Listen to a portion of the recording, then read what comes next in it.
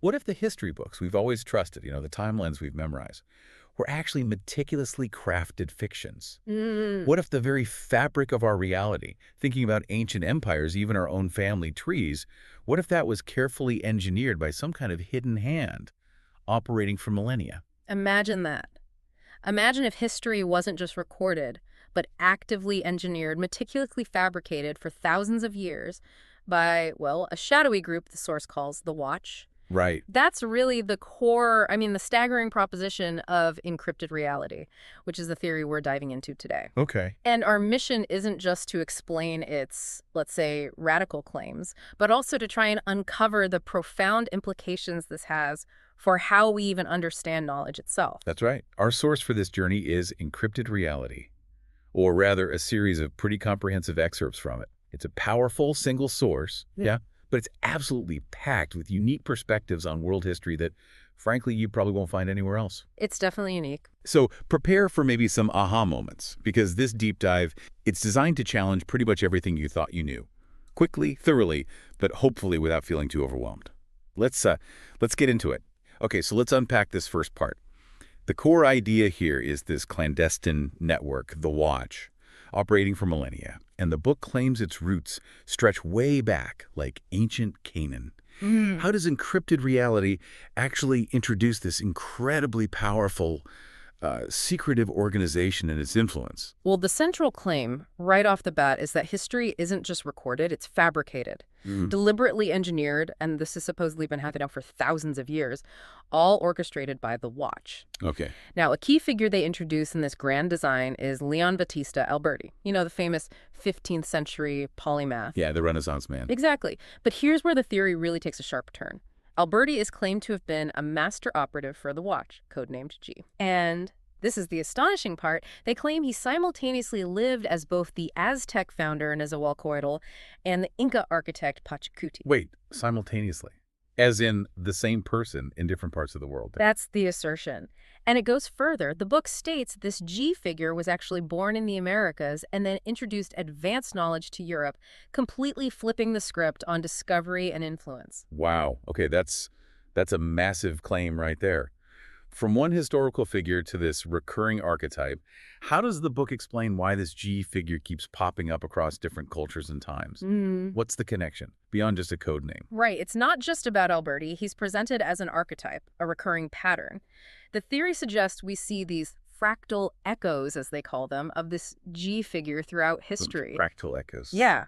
Like in ancient leaders, they mention Sargon of Akkad as another example. It implies this persistent, deliberate recurrence of certain powerful, knowledge-bearing individuals. Different eras, different cultures, but all part of the Watch's overarching plan. Okay, but why? What could possibly drive such a vast, millennia-scanning conspiracy? That's the big question. It is. And the book proposes a deeply primal motivation for it. They call it a subconscious legacy reflex. Legacy reflex. Think of it as an almost instinctual drive. They even suggest it might stem from our Neanderthal ancestry, pushing this hidden hand to meticulously control and shape the entire historical narrative of humanity. So it's not just about power in the moment, but shaping the whole story. Exactly, shaping humanity's very story from its deepest roots. A profound need, almost, to dictate the past and by doing that, control the future. It's ambitious. Ambitious is putting it mildly. The implications here just get deeper when we look at how this theory weaves into ancient civilizations. If the Watch has these ancient roots in Canaan, how did this grand design start to unfold way back then, particularly with major players like Egypt? Okay, so the book dives deep into this in Chapter 5, which is titled Canaan's Covert Network. It details the alleged activities of an ancient branch of the Watch, specifically the Hyskos. The Hyskos, Yeah. right, usually seen as invaders of Egypt. Usually, yes. But the radical claim here is they didn't conquer Egypt through typical warfare. Their method, according to the book, was much more subtle. Infiltration, not conquest. Infiltration, how? They're said to have introduced revolutionary military tech, The big one being the war chariot, which completely changed ancient warfare and also advanced mathematics. Advanced math. What's the evidence for that? Well, to back this up, the book points to things like the Rhine mathematical papyrus. It dates from the time of the Hyskos ruler Apophis, who, by the way, the theory portrays as another one of these G-like archetypes. Ah, another echo. Right. And this papyrus is cited as proof of their advanced mathematical knowledge, suggesting a kind of hidden intelligence behind massive constructions, maybe even like the Great Pyramid. And it doesn't stop there. Even the invention of the Proto-Canaanite alphabet. The theory reframes that not just as a linguistic step, but as the creation of a powerful intelligence tool. Literacy itself becoming the earliest form of cryptography, a way to encode and control information right from the start. So control the language, control the information flow. Okay. So if these Hyskos agents, these infiltrators, were eventually kicked out of Egypt, where did they go? What did they do next to push this global agenda? Well, after their expulsion from Egypt, an event the book suggests is mirrored, maybe even the basis for, the biblical Exodus story these Hyskos agents are claimed to have dispersed globally. Dispersed where? All over. Their mission, according to the theory, was to seed new civilizations and basically propagate the Watch's influence far and wide. For instance, one group is said to have migrated east, establishing China's Shang dynasty. Yeah, influencing a completely different cultural sphere. Another group, identified as the Mitanni, supposedly shaped Vedic culture and the Sanskrit language in India, showing their reach into the very foundations of Eastern philosophy and spirituality. Okay, so East Asia, India. What about closer to home? Those agents who stayed in the Levant are credited with founding the Phoenician Maritime Empire, which, as you know, became this huge force. Right, the great sea traders. Exactly. And that empire then served as a crucial vehicle for spreading the alphabet throughout the Mediterranean, further embedding the Watch's linguistic and, cryptographic tools. So the alphabet itself becomes a tool of this network. That's the idea. And the critical takeaway here, the sheer ambition of it all, is that this global expansion supposedly allowed the Watch to engineer the evolution of languages, religions, foundational myths.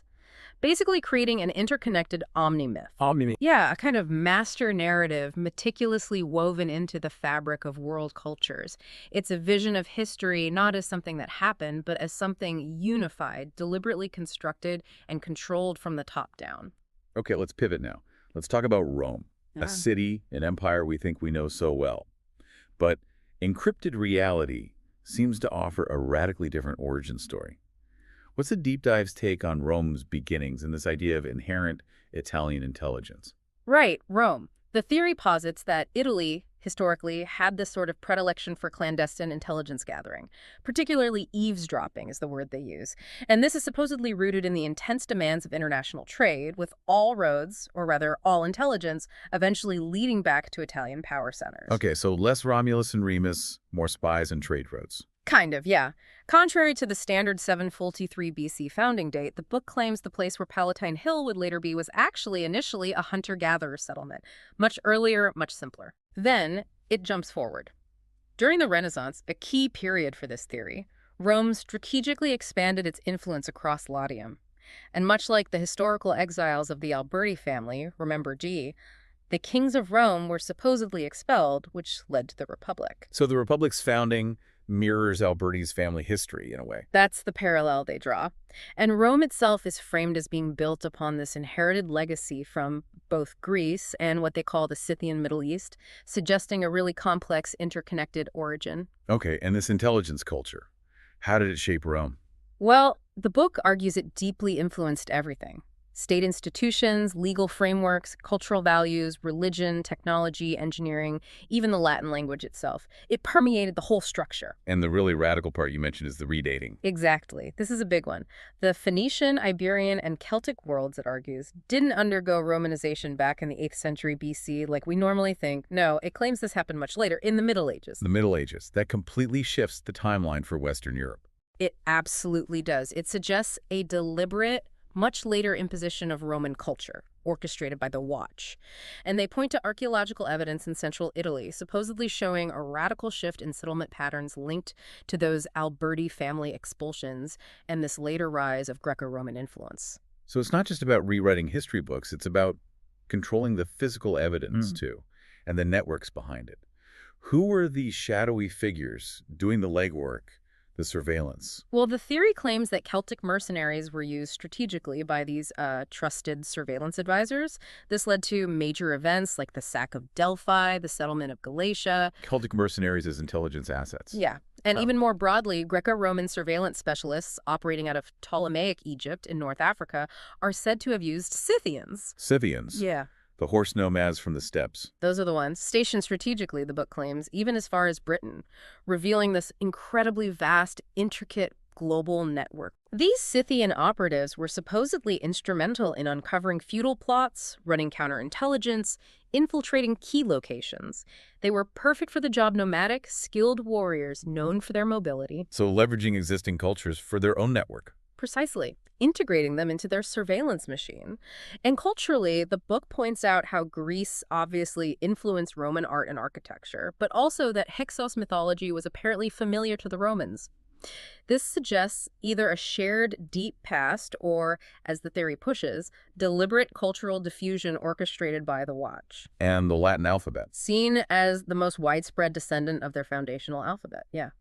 Named for the Latins, who are identified as agents who rose to dominate with Rome. They supposedly got their writing style from the Etruscans, who in turn used scripts derived from these original counter-surveillance operatives. It's layers upon layers. It is, and even standard historical events get reinterpreted, like the Gaulish sack of Rome around 387 BC. The book notes that afterwards, Tusculum was granted Roman citizenship, and by 269 BC, the peninsula was under Latin rule. That's framed as the first formal instance of Roman citizenship being issued. Issued. Yeah. Like a controlled document. Exactly. Presented as a crucial step in the Watch's long-term plan for consolidating control, standardizing identity. Okay, this is fascinating. If the Watch was truly global, as this theory suggests, Right. we really should see evidence far beyond Europe and the Near East. And Encrypted Reality claims we do, in some really surprising places.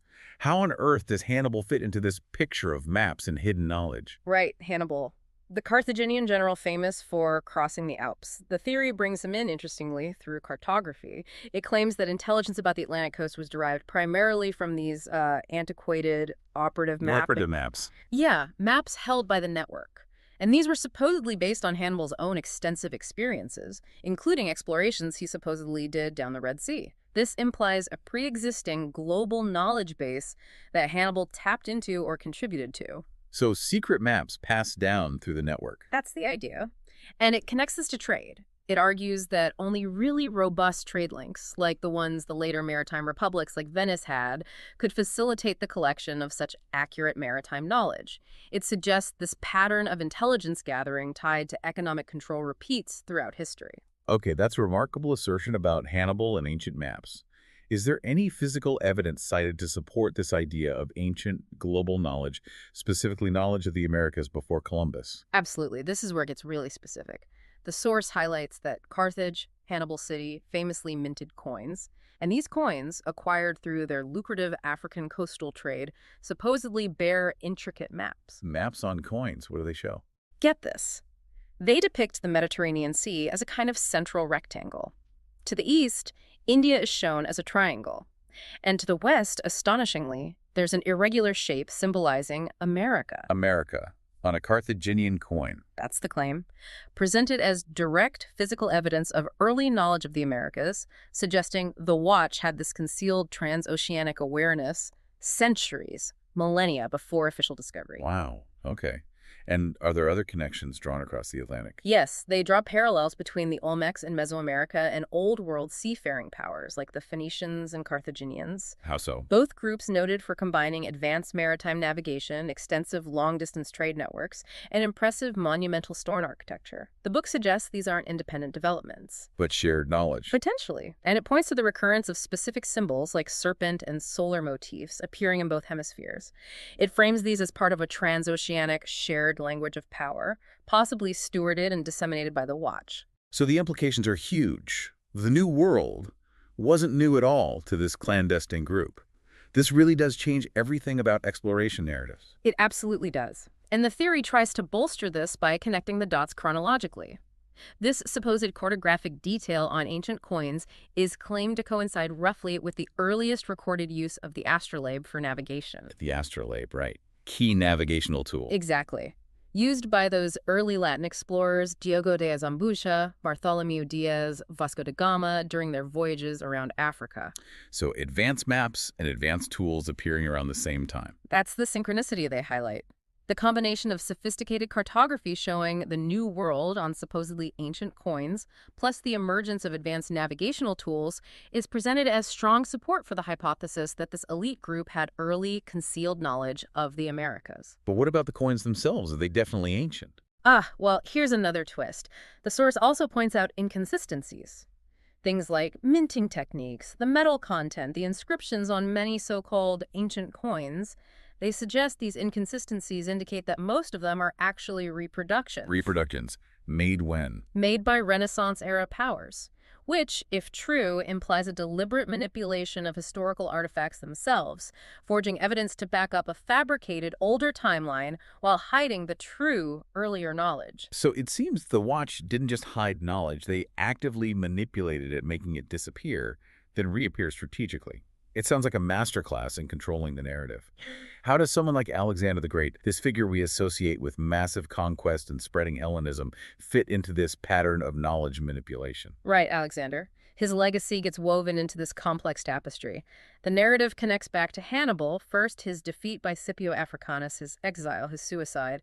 Then it pivots to Cleopatra the Great pharaoh. Exactly. The last active pharaoh of Ptolemaic Egypt, and crucially, a direct descendant of Alexander the Great himself.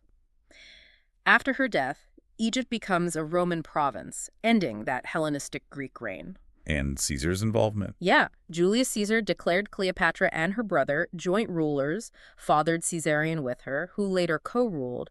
But what's really fascinating from the theory's perspective is Alexander the Great's own origin story, specifically regarding his mother, Olympias. What about it? The book points out it has striking similarities to other narratives, suggesting a recurring template. A pre-packaged origin story, almost, crafted for these powerful agents of the watch throughout history. A template for greatness, engineered. So this isn't just about individuals, but a strategic control over information itself. How did that play out with Greek knowledge? Precisely. The transmission of Greek classical texts to Italy was obviously fundamental for Europe's intellectual development. The Renaissance wouldn't have happened without it. The book notes that the availability of, let's call them special operations or resources for this kind of knowledge transfer, was scarce in the Latin West during the earlier Gothic ages. But as maritime traffic to the east picked up, so did Western scholarship. Okay, that sounds like standard history. But here's the twist. The book suggests a similar transmission of Greco-Roman classics to Italy supposedly happened thousands of years before that. But then, this earlier knowledge was somehow lost. Lost or hidden. Or deliberately suppressed, yeah. This recurring cycle knowledge, appearing, disappearing, then being rediscovered, is presented as a clear hallmark of historical narrative manipulation by this pervasive secret service. And they suggest records were actually erased. It goes that far. It claims that essentially all historical records predating the Renaissance have either been lost to time or were deliberately erased. A systematic purge and then a controlled reintroduction of knowledge. Wow. Where did the network go after these supposed earlier periods? According to the theory, this covert network then strategically resettled, moved its base of operations partially to Southeast Asia, areas of modern-day Afghanistan, Pakistan. Hey there. Strategic location, perhaps. And the evidence cited for this is linguistic relationships found in the myths of different cultures that the watch supposedly set in motion or influenced from this new base. Okay, and back to Alexander. His legacy. His legacy is framed as encompassing this profound cultural diffusion and syncretism. Think Greco-Buddhism, for example. This blending of cultures wasn't accidental, the theory argues, but actively fostered by the watch's cross-cultural influence as part of their grand design. So who are the key players in this network, especially as we look towards Asia? The Kushan Empire comes up frequently as a strategic nexus. Tell us about them. Indeed, the Kushans are central here. The Kushan Empire emerged from the remnants of Alexander's eastern conquests, specifically in Bactria, think modern Afghanistan, parts of Central Asia. Over time, these areas were overtaken by the Yuezhi, a nomadic group from Central Asia.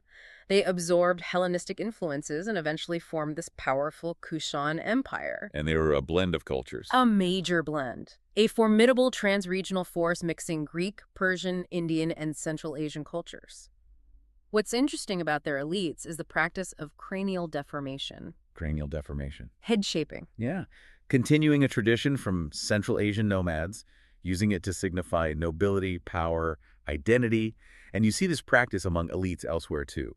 Andean cultures, Mesoamerica, parts of Africa, suggesting maybe a shared global symbol of elite status, potentially linked to this network. Fascinating. And artistically. They readily adopted elements of Greco-Roman culture. Notably, they minted their coinage based on a Latin model, which is significant. And their connection to Buddhism and the Silk Road. Crucial. The source highlights that between roughly the mid-1300s and mid-1400s, which seems like a typo in the original outline, likely meant first 4th centuries CE based on Kushan history.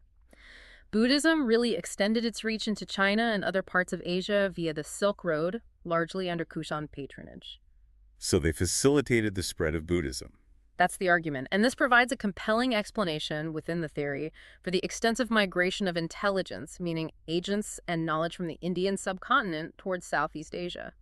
Their sea trade in the Indian Ocean, combined with Silk Road commerce, traces back to the Indus Valley. And the plague connection, that sounds ominous. It's presented almost ironically. Records of widespread viral infections in China around 224 BC are cited as evidence not just of disease, but of the deep interconnectedness of these trade routes, the plague, and the movements of the spiring, showing how interconnected the world was even then and how this network operated within those connections. So where exactly was the Kushan Empire at its height? At their zenith, they stretched incredibly far. Up to the Aral Sea, covering modern Uzbekistan, Afghanistan, Pakistan, and into northern India. This positioned the Watch's spies, according to the theory, right at the epicenter of world trade, the nexus connecting Rome and China. Controlling the crossroads of the world. Essentially. Yeah. And the Watch's related business ventures actively encouraged this long-distance trade, Chinese silks going to Rome, for instance. This fostered flourishing urban centers, even in places like Israel, all part of the economic web they supposedly managed. It feels like this goes beyond just trade and politics. You mentioned deeper cultural and even psychoactive influence. How do the Kushans and Scythians connect to those more subtle forms of control? Right. It gets into some really provocative territory here. Fan Ye's Book of Later Han, an ancient Chinese text, explicitly links the Kushans and the Scythians. Now consider cannabis. Hemp is known as ganja in Sanskrit and other related languages. Herodotus, the Greek historian, recorded that the Scythians inhaled cannabis vapors both ritually and for pleasure. And some scholars suggest soma, the mysterious plant mentioned in the Vedas, was also psychoactive. Okay, so ancient drug use. Yeah. Where does this lead? Here's the really bold claim from Encrypted Reality. It asserts there's substantial evidence suggesting the earliest Buddhists were actually Kushan drug smugglers. Drug smugglers? Seriously? That's the claim. It's presented as a clandestine method of spreading influence by a rogue cadre within the Watch, implying that the spread of certain spiritual practices was deliberately intertwined with illicit trade networks, a very subtle form of social engineering. Wow, that's definitely provocative. What about their military and infiltration methods? The book states they had specially trained forces. Bon Gu's Book of Han, another Chinese source, says the Kushans divided Bactria around 128 BC and then systematically infiltrated all the countries ending in stan. Infiltrated the stands. Basically, yeah. And a Greco-Roman road stretching from Gandhara, that's in modern Pakistan, Afghanistan, all the way to China, remained under Kushan control for a millennium. This facilitated the spread of Mahayana Buddhism to China, indicating serious long-term strategic control of vital routes by these operatives. 1,000 years of control. And they were creating beliefs, too. Deliberately creating native beliefs and customs, the theory claims, as a divide-and-conquer strategy to prevent unified resistance. They point to the reign of Huvishka, a Kushan ruler, corresponding with the first archaeological evidence of Buddha Amitabha, whose image is now in the Mathura Museum. And they link this to broader patterns, like Zoroastrianism's concept of thousand-year cycles ending in cataclysm and reset. This recurring theme of societal collapse and renewal is framed as a narrative pattern used by the Watch to control populations through cycles of engineered dread and hope. This is where it gets truly mind-bending, the idea that they engineered core religious ideas across totally different cultures. How does Encrypted Reality connect something like the Kushan faith to this broader, deliberate omnimyth you mentioned? Okay, so the book claims the Kushan religion initially wasn't Buddhist, but a form of pre-Zoroastrian Mithraic faith. This was supposedly practiced by the Mitanni kingdom way back around 1500, 1300 BC. The Mitanni. Yeah, they provide the oldest written mention of Mithra as Mitra predating his appearance in the Hindu Rig Veda by centuries. Okay, so Mithra is key.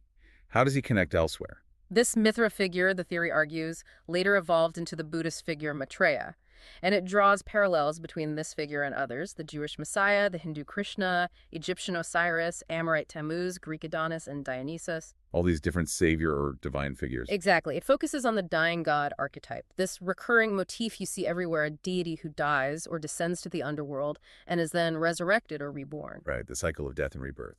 Yeah, reflecting renewal, sacrifice, the eternal return. The book calls this archetype a kind of cosmic Renaissance man, transcending death to restore life and order. So the argument isn't just that these stories are similar, but that the similarity itself is proof of deliberate creation. And how does this tie back to that bicameral mind idea you mentioned earlier? Precisely. The widespread mirroring isn't seen as coincidence, but as a crucial clue, evidence for the deliberate creation of this overarching omni-myth. This recurring pattern of messiahs and divine figures across cultures, the book suggests, signifies a shared human psychological need. A need for external guidance, especially as the bicameral mind, that state where thoughts felt like external voices, began to fracture. So as internal consciousness grew, people needed a new kind of external authority. That's the idea. And the Watch, the theory claims, strategically fulfilled this need. They provided these archetypal narratives, offering a new form of authoritative direction, thereby maintaining control as human consciousness evolved. The source even states this secret society's distinctive trope, this apocalyptic theme, appears embedded in numerous belief systems, spread globally to deliberately generate social unrest and maintain control. It's a pretty cynical view of religious origins. It is. The book also throws in details about Kushan interactions, like Kanishka making forays into the Tarim Basin, contacting the Chinese. It emphasizes their position connecting empires via the Silk Road, becoming master mapmakers, shipbuilders, inventing blast furnaces. Advanced tech again? Advanced tech again, yeah. Yeah. And it points to suspiciously parallel chronologies and things like metallurgy, Inca bronze smelting, mirroring Mediterranean techniques, appearing abruptly without gradual development. Consistent, they argue, with the Watch seeding the same templates globally. Okay, so if they engineered savior figures, did they also engineer our most fundamental stories, like how the world or humanity began?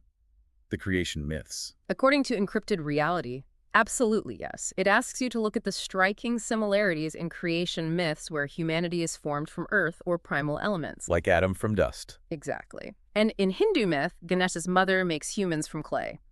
Greco-Roman myth has Prometheus molding humanity from water and dirt. Chinese myth has Nua sculpting figures from yellow earth. Sumerian myth has a divine figure creating Enkidu from the earth. It's a very consistent theme across cultures. Right, and the book presents this consistency not as a universal human archetype emerging naturally, but as a clear signal of a shared, orchestrated narrative, deliberately crafted to explain origins back when internal thought was still externalized, when the voice of the creating God literally dictated reality within that bicameral mind. And what about the famous theft of fire motif? Prometheus stealing fire for humans. Is that also part of this engineered narrative? It is. That recurring motif fire or knowledge being bestowed upon humanity by a divine or semi-divine figure fits right in. You have Prometheus, yeah. You have Enoch's fallen angel supposedly teaching humans tool use and harnessing light. The Rig Veda talks about Matarishvan recovering fire for humanity. So knowledge given from outside. Exactly. These myths align perfectly, the book argues, with James's concept of the bicameral mind learning complex skills through authoritative, hallucinated commands, facilitating early human progress before conscious, introspective learning fully emerged. The myths encode the process. The patterns are everywhere, aren't they? Even down to small details like specific symbols or names. What stands out there in terms of these shared symbols and linguistic links? It gets incredibly granular. Take the trident symbol. The Kushans are credited with popularizing it as this cross-cultural symbol of divine power. You see it with Poseidon in Greece, Shiva in Hinduism, even in Mesopotamian and Mesoamerican art. Not a coincidence, the theory insists. Okay, the trident. What else? Names of sky gods. This is pretty compelling. The Greco-Roman Zeus Pater, the Latin Jupiter, and the Indian Vedic sky god Diapete.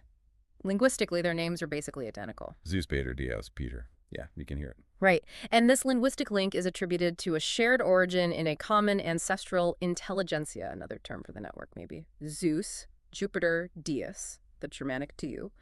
They all evolved from an older single name, Dias Fiter, meaning sky father or day father, One original sky god name spread everywhere. suggesting a singular origin. And this deep linguistic tie, the book argues, supports the interpretation of a common bicameral voice or archetype, maybe rooted in these ancestral agency directives, manifesting as this commanding day father deity across different proto-conscious cultures. And other religious syntheses, like Buddha and Vishnu. Yeah, Gautama Buddha being presented as an avatar of Vishnu in Hindu Puranic texts. Most Hindus believe Buddha accepted and incorporated Hindu tenets. The avatar concept itself, divine incarnation, speaks to that psychological need for divine guidance in human form. It's about internalizing divine authority as the voices faded. It keeps coming back to that transition. It does. The book also mentions the Upanishads in the Vedic tradition, points out striking similarities in mythological terms between Rome and India, again, evidence of this omni-myth, and it even cites Mortimer Wheeler's controversial theory that agents, possibly the prehistoric Srubnaya culture from the Black Sea region, overthrew the Indus Valley civilization before Alexander the Great, pushing the origins of this manipulation way, way back. Okay, so the watch's methods seem to have evolved over time, getting more sophisticated, even to the point of, as the theory claims, creating entire new religions. How did this clandestine network supposedly centralize its operations and use tactics like assimilation? Well, the theory draws a line from ancient practices to later periods. It mentions Italian city-states relying on overseers for intelligence, and traces this back to 2nd century Roman sources describing kings of Bactria and India, interpreted now as Kushan rulers, part of the network. So a continuous thread of intelligence gathering. Yeah, but the real transformation, according to the book, happened during the Renaissance. That's when operations supposedly became highly centralized, systematically organized, purpose-built to infiltrate foreign leadership structures, much more top-down. And their main method was assimilation from within. How did that work? Exactly. Cultural assimilation from the inside out.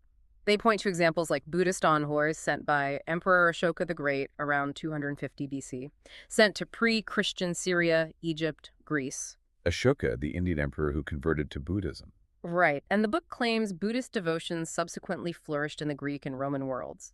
They even cite Indian gravestones found in Alexandria as physical evidence of this orchestrated diffusion. So Ashoka becomes an unwitting, or witting, agent of diffusion for the watch. The implication is that his actions served their purpose, intentional or not. He transformed from conqueror to benevolent ruler after the Kalinga War, embraced Buddhism, spread moral reforms via edicts in Aramaic and Greek across his empire. That spread is key. And the staged discoveries, math breakthroughs. Yeah, this pattern again, mathematical breakthroughs like Acharya Pingala's use of zero or the Fibonacci sequence appearing, these happening under Ashoka's patronage, but also recurring across different eras. This signals, the book argues, a staged pattern. Knowledge introduced may be suppressed, then reintroduced when needed by the watch. Okay, and connections between Judea and the East? Hasmoneans and Kushans? Yes, they highlight continuous Hasmonean-Kushan contact, mentioning Alexander Jannaeus, the Hasmonean ruler from 103-76 BC. Yes. And then jumping forward, the Roman Emperor Hadrian, according to the Historia Augusta, welcomed envoys from India, Bactria, Hyrcania regions linked to the Kushans, and these envoys were supposedly connected back to Jannaeus' father, John Hyrcanus. This is presented as confirmation of an agency-knit diplomatic web spanning centuries and empires. And priestly castes were involved? Brahmins, Levites? They served as crucial conduits, according to the theory, both as mediums for those fading bicameral commands, perhaps preserving ancient knowledge, and as transmitters of the universal symbols used by the watch, key agents in the grand design. This goes so much deeper than just history books. It's about the very symbols and spiritual paths we follow. How does something like Kabbalah, Jewish mysticism, and sacred geometry fit into this alleged agenda of hidden control? Kabbalah is presented as central here, the mystical Jewish tradition exploring hidden meanings in the Torah, divine energy, the universe's structure through symbols and esoteric practices. Right, influencing later mysticism and secret societies. Exactly. Its foundational text, the Zohar, though likely composed in the 13th century, was attributed to the 2nd century rabbi Shimon bar Yochai to give it ancient authority. This pseudepigraphic attribution is key. Okay, so how does the watch use Kabbalah? Encrypted Reality links the concept of Arianism, often tied to Indo-European theories, directly to these Kabbalistic currents. It claims this fusion wasn't accidental, but a deliberate construction, engineered to forge a mystical pedigree, a kind of ancient lineage for the Watch's agenda of hidden control. Wow, linking Arianism and Kabbalah as part of the same hidden agenda. What about specific symbols we recognize today, like the six-pointed Star of David or even the swastika? Were they also co-opted or created by this design? According to this source, absolutely. The six-pointed star, for example, they claim adorned Hindu and Buddhist diagrams long before Judaism adopted it. Really? Okay, and the swastika? That's obviously loaded. Extremely. The book traces it back to a 12,000-year-old Ukrainian mammoth ivory amulet. It appears in Aryan mandalas, ancient Native American pottery linked to Quetzalcoatl's time, and even in European Masonic contexts as the Tetragrammaton. Tetragrammaton. Yeah, 4 Greek gammas, symbolically linked to the great architect of the universe. Paradoxically, the book notes the name Tetragrammaton usually refers to the 4-letter Hebrew name of God, YHWH. So a strange convergence of symbols. Like weaving together threads from completely different traditions. Constantly. It points out coins from the Kushan sphere and from Alexander Janaeus' Hasmonean line bearing 8-rayed stars and 8-spoked dharma wheels, seeing patterns there too. Janaeus' bronze Pruto coins, the ones later called the Widow's Mite in the Gospels, are said to invoke the legend of Hiram Abiff, the master builder of Solomon's temple from Masonic lore. Hiram Abiff connecting to Alberti. Exactly. Alberti, remember, was born the widow's son, mirroring Hiram's myth. He adopted this persona, the theory claims, masking his suggested indigenous American ancestry and cementing this fabricated lineage of architectural genius for the watch. And that self-portrait medal Alberti made likely cast it himself, a subtle signature of his role in this meta-narrative. Okay, if they could engineer symbols and lineages, what about our most sacred texts? The Bible itself, and even the foundations of law, like Roman law. Could their origins also be part of this grand manipulation? Encrypted Reality absolutely goes there. It argues that textual transmission follows the same pattern, points out that apart from a couple of tiny silver amulets, the oldest substantial Hebrew manuscripts we have are the Dead Sea Scrolls. Right, found near Qumran. Copied during the reign of Janaeus and the height of the Kushan Empire. This era is controversially placed by the book at the virtual co-writing of the Old and New Testaments, both rendered in Phoenician-derived script, suggesting they weren't sequential, but developed concurrently, maybe under guidance. Co-writing the Testaments, that's huge. And Roman law. Beyond shaping events, the watch supposedly engineered societal structures, legal systems, cultural practices. The book argues that things like Roman administrative titles, like pontifex, the structure of sacraments, even specific legal parallels like laws about goring oxen in Hammurabi's code in Exodus, or Roman infamia versus rabbinic disqualification, betray a unified legal template laid down by these Gothic-era operatives. A hidden hand behind legal traditions, too. Even down to the structure of time. Rome formally establishing the 24-hour day. Spring-driven pocket clocks appearing in Italy during G's Alberti's lifetime. Ancient architectural facades solidifying the Renaissance aesthetic, creating an illusion of continuous Roman influence, all presented as deliberate stage management. And blending pagan rites into Christianity. Seamlessly, the book claims. Fusing ancient agrarian rites, like Saturn's festival, Saturnalia, directly into Christian liturgy. Fixing Christ's nativity to December 25th didn't just supplant pagan holidays like Saturnalia or Sol Invictus. It cleverly preserved elements, role reversal, gift-giving, feasting, tapping into primal cycles to ensure adoption and maintain control. It shows an incredible level of cultural manipulation. Okay, this leads inevitably to the central figure of Christianity itself. Could Jesus' story also be part of this grand design, part of what the book calls narrative recapture? This is definitely one of the most provocative and controversial parts of the theory. It notes how symbolic convergence ramped up in late medieval Europe. Books tracing aristocratic bloodlines to Jesus inspired things like the Da Vinci Code. Good. Then there's the Shroud of Turin, first recorded 1357, radiocarbon dated 1260-1390. It resembles a photographic negative centuries before photography. This fuels the theory that Quetzalcoatl, the Mesoamerican resurrecting morning star figure, and the biblical Jesus are somehow conflated figures. Inflated. Or the same archetype. Or even, the book claims, the same historical figure radically redated.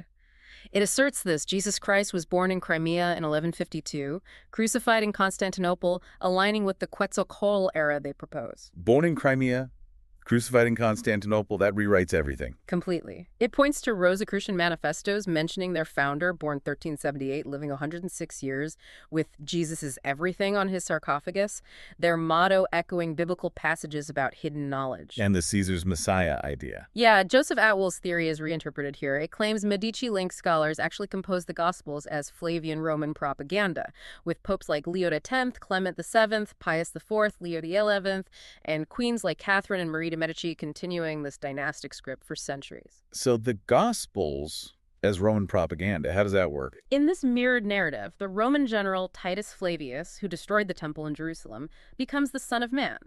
His sack of Jerusalem in 70 AD is the realized apocalypse Jesus predicted.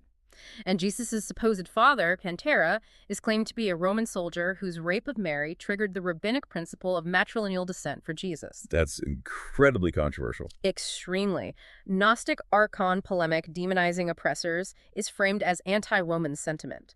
Saul Paul's role is seen as redirecting Jewish militancy into a pacifist faith, making Christianity a tool to moderate unrest as the empire fractured. A clever redirection of revolutionary energy. So explain this concept of narrative recapture more clearly. How does it function as a control mechanism? Okay. Narrative recapture is defined here as the process where a society is made to idolize the reconciled combatant. Someone who once opposed the dominant power or ideology but later submits, switches sides, or even becomes an advocate for it. Like a reformed enemy becoming a hero. Exactly. It's a sophisticated mix of psychological manipulation and propaganda. It works through co-optation, redemption arcs, and stories, reverse psychology. By elevating the former enemy, see, even they saw the light. The message is clear. Opposition is futile, submission is honorable, even enlightened. It legitimizes the dominant power and neutralizes dissent by praising conformity. Can you give the Roman Christian example again in this light? Perfect example. The Roman Empire shifts from polytheism to Christianity. The very terms Old Testament and New Testament frame Christianity as Judaism's fulfillment, implying succession and superiority. This absorbs and sanctifies the previously persecuted group, consolidating the new religious order under Roman control. So the Romans arrive polytheists, leave monotheists, worshiping the God of Israel via Jesus, whom they themselves crucified. It's the ultimate narrative recapture. And the crucifixion itself. Reinterpreted as the Watch's masterstroke. Taking the ancient human sacrifice motif found everywhere, life offered for salvation or fertility, and reframing it, Christianity presents it as a single, once-for-all offering. God's Son redeeming all humanity, transforming the logic of sacrifice into universal spiritual atonement, controlled by the new narrative. So language and myth become tools for social control, stoking fear. Precisely, stoking generational dread. Renaissance humanists, like those in the Florentine Platonic Academy, are accused of repurposing ancient dualistic motifs. Cain Tubal Cain, Isaac Ishmael, Quetzalcoatl's to craft these violent origin narratives embedding sacrifice and duality. Weaponizing archetypes to perpetuate fear and submission, ensuring each era replays the same mythic roles, thinking it's destiny. And the Medicis again. Their intermarriage infiltrated French royalty. But after G. Alberti's death, a rival watch faction supposedly rerouted bloodlines, leading to regencies, assassinations like Henry III and IV, and deliberately seeding Arthurian legends into the mix. It's just layers upon layers. It really is. The conclusion drawn is stark. Every single thread, Crucian emissaries, Florentine clocks, swastikas, church bells, it all points to one persistent design. The watch, meticulously embedding symbols, scriptures, laws, dynasties, guiding humanity from bicameral obedience towards a centrally scripted consciousness, all while hiding its own hand. We've covered engineered stories, symbols, religions, but encrypted reality goes even further, suggesting manipulation of the very bloodlines of power. How deep does this alleged influence go into something as fundamental as genetics? Yeah, it ventures right into DNA. According to this theory, the control network extends to shaping and tracking lineages. It starts with Herod the Great. After his death, the Romans split his kingdom among his sons. Herod himself, born in Edom, south of Judea, known for his massive building projects. Okay, Herod the Great, how does he connect?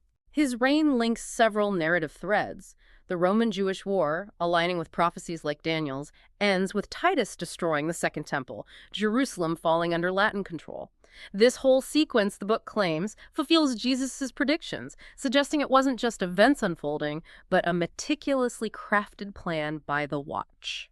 So Herod's lineage itself was part of this orchestrated plan. That's the argument. Herod, the one from the Gospel of Matthew ordering the massacre of the innocents, descended from a powerful Edomite family. His father was a high-ranking official under Caesar, his mother a Nabatean princess from Petra.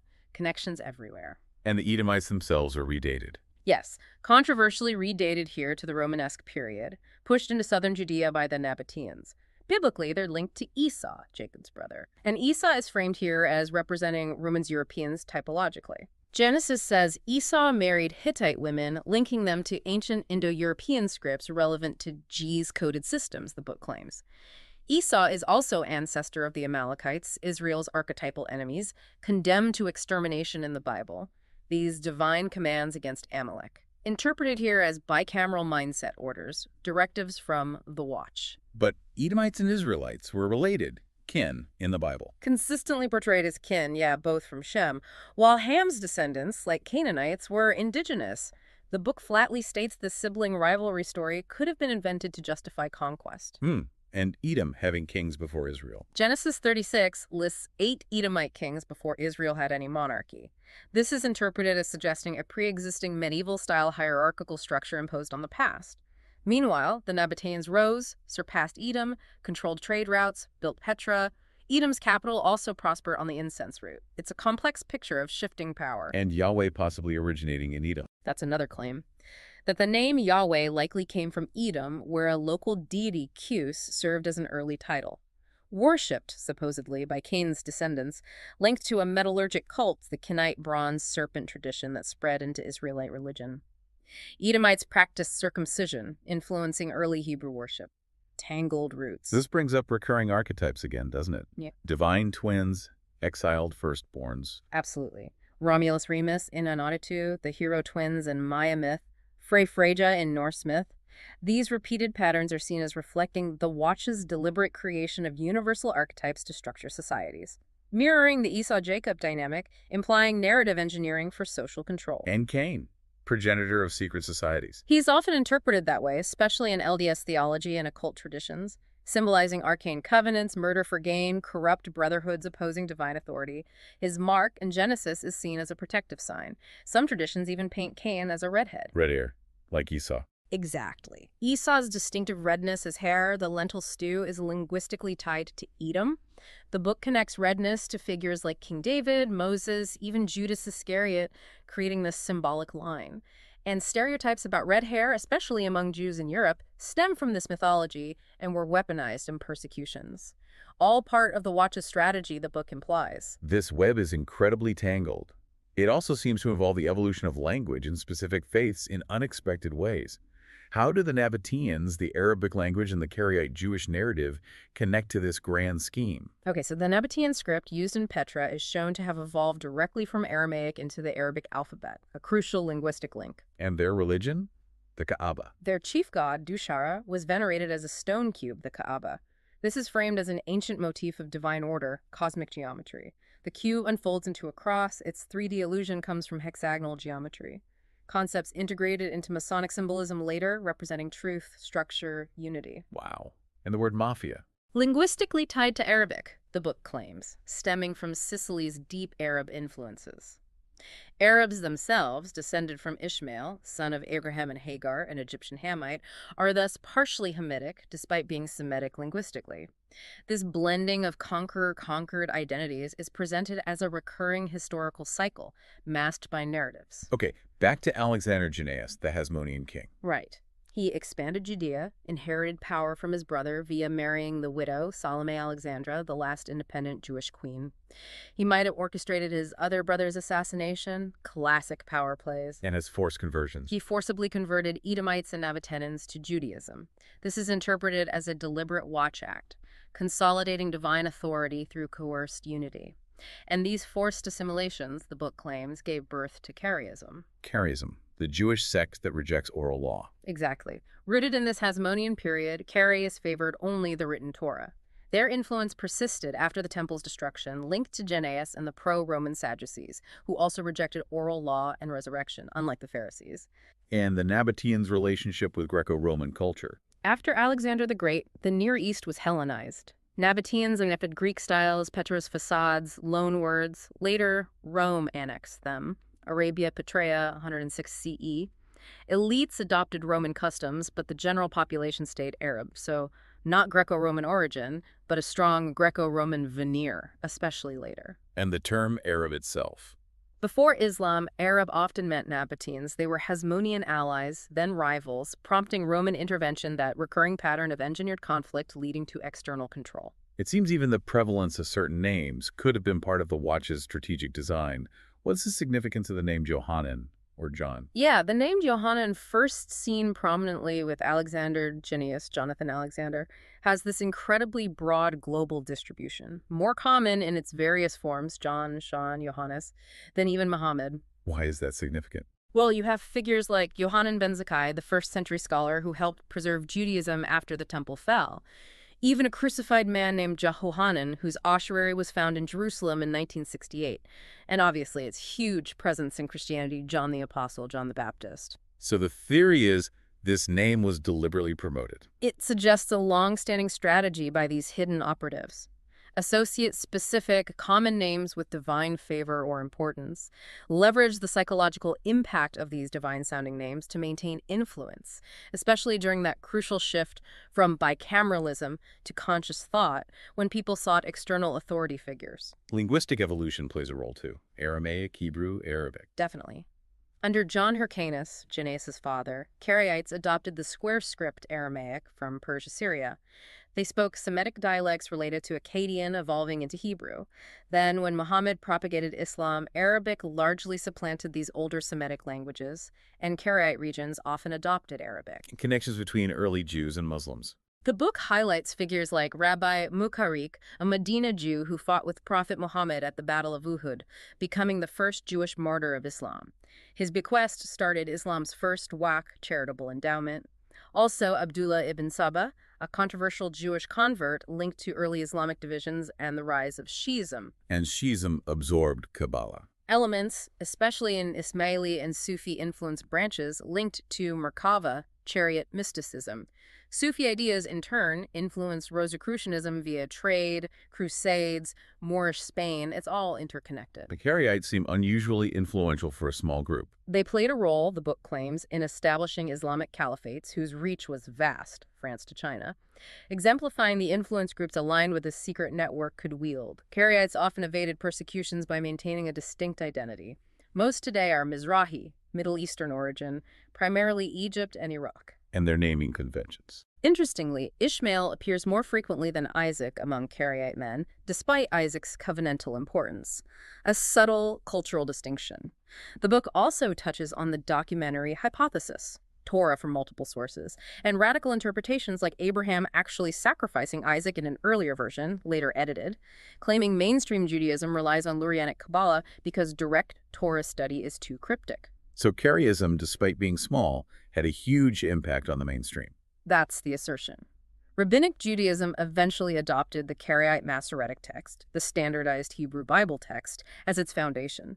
Even the Star of David, now a universal Jewish symbol, supposedly originated in Karaite contexts, underscoring the pervasive, often hidden influence of this network. Okay, this deep dive even takes us right into our DNA. It suggests genetics itself might reveal the watch's deepest secrets and methods of control. How does haplogroup evidence supposedly support these claims of engineered lineage control? Right, genetics. First, a quick definition. A haplogroup is basically a shared bloodline traced through specific DNA markers passed down Y chromosome for paternal line, mitochondrial DNA for maternal. Okay, got it. So what do they find? The book highlights that certain Jewish populations, specifically Crimean Karaites and Ashkenazi Levites, a priestly subgroup, belong to the Y chromosomal haplogroup R1A, specifically subclade R1A M582. R1A, where did that originate? Studies suggest it originated in the Near East Iran, Eastern Anatolia. Its higher genetic diversity there, scattered presence, and rarity in Europe outside the Jewish community strongly point to a new Eastern origin, the book argues. But R1A is also linked to Indo-Europeans from the steppe. Yes. Ancestral R1A originated tens of thousands of years ago in Eurasia. It is associated with Proto-Indo-European migrations from the Eurasian steppe, long before Abraham. It shows up in Proto-Germanic ancestors, overlaps with Slavic haplogroups in Ukraine or Russia. It's complex. And the plague connection. Interestingly, some genetic variants common in these R1A-linked groups, like ERAP2, seem to provide a survival advantage against plague. linked to 40% better survival during the Black Death, suggesting maybe a selective genetic advantage cultivated or tracked by the Watch over time. What about the main Jewish priestly class, the Kohanim? Are they R1A? No, they're primarily Y-DNA haplogroup J1. This actually supports the tradition of descent from Aaron, Moses' brother. There's a specific pattern called the Cohen modal haplotype, CMH, found in a high percentage of Kohanim across different Jewish groups, suggesting a common male ancestor around 2,600, 3,200 years ago. Aaron's descendants inherited priestly status, Moses' sons didn't. So different lineages for different groups. What about the Samaritans? Samaritan Kohanim priests belong to haplogroup EM35, also known as E1B1B. Genetically, Samaritans are considered maybe the most indigenous population in Israel, a remnant of biblical-era populations due to continuous residence and little intermarriage. E1B1B, that seems important. It is. The Natufians, pivotal early agriculturalists in Levant, also carried E1B1B. Their DNA shows deep connections. Genetically mixed, basal Eurasian, Western Eurasian, earliest plant use 23,000 years ago. The book even claims pre-Renaissance humans were similar genetically, with gradual brain size decline since then.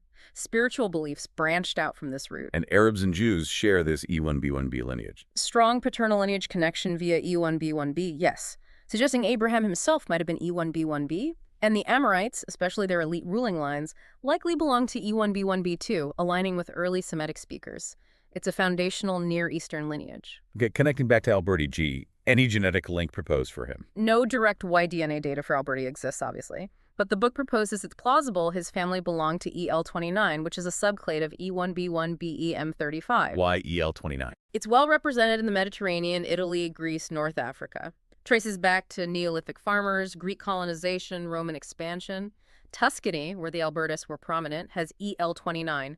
Florence was cosmopolitan, facilitating genetic diversity, so it fits geographically and historically. And E1B1B is found in other significant places and figures. Widely. Ancient Egyptian mummies, Ramesses III tentatively identified as E1B1B. Ibero-Mauritians in Morocco, Guanches in the Canary Islands often linked to North African ancestry. Key subclades are linked to specific groups. EV13, Greek Silurians, EM81, Berber-Scarthaginian elites, EM78, Egyptian Levantine elites. And famous individuals. This is where it gets really speculative. Extremely speculative, but the book throws out names linked to E1B1B or its subclades. Napoleon, EM34, Mussolini, E1B1B, Hitler, EM35, even Einstein, EM35, modern leaders too. Arafat, E1B1B, Mandela, Martin Luther King Jr., E1B1A related. Dynasties like Ethiopia's Solomonic line, Moroccan Alawites, Ptolemies, even Merovingians are linked to E1B1B. The point the book makes is that this underscores the haplogroup's significant role in shaping populations across Africa, the Near East, the Mediterranean, suggesting, within the theory's framework, a deep genetic-level influence or tracking exerted by the Watch over millennia, impacting leadership and society almost biologically. It's the ultimate claim of lineage control. Well, we have just journeyed through the core claims of encrypted reality. And it's a truly mind-bending theory. It fundamentally challenges everything we thought we knew about history. It really does. From those alleged ancient Canaanite origins of the Watch to their supposed infiltration of empires like Egypt and Rome, the engineering of religious beliefs, the manipulation of symbols, and even, as we just heard, the potential tracking or manipulation of genetic lineages. It's an incredible story of meticulous control spanning millennia and continents. And what's really striking when you lay it all out is how every single thread the book presents, whether it's Kushan emissaries trading with Rome or Florentine clocks appearing alongside Alberti, from swastikas found on ancient pottery to the sound of sextons' bells in churches, every detail is argued to point towards a singular, persistent design. Right. This deep dive really reveals the theory's core assertion, that the Watch have been meticulously embedding symbols, scriptures, legal codes, even dynastic lineages across the entire world for thousands of years, all with the supposed goal of guiding humanity from that state of bicameral obedience towards a centrally scripted consciousness, while always masking its own hand. It absolutely challenges us, the listeners, you, to consider. Yeah. If our history could be such a carefully constructed narrative, how much of our present reality might also be influenced by unseen hands? And maybe more importantly, what does it truly mean to be well-informed in a world that might have such intricate layers of potential control? It definitely leaves you thinking. For those of you listening who want to take an even deeper dive into this really fascinating if controversial, material, and explore these ideas further for yourself, you can download the entire audiobook and retrieve supplemental material over on michaelanthonyalberta.com. It's certainly a rabbit hole worth exploring if you're prepared for it. Absolutely. Thank you so much for joining us on this deep dive into encrypted reality. We'll see you next time.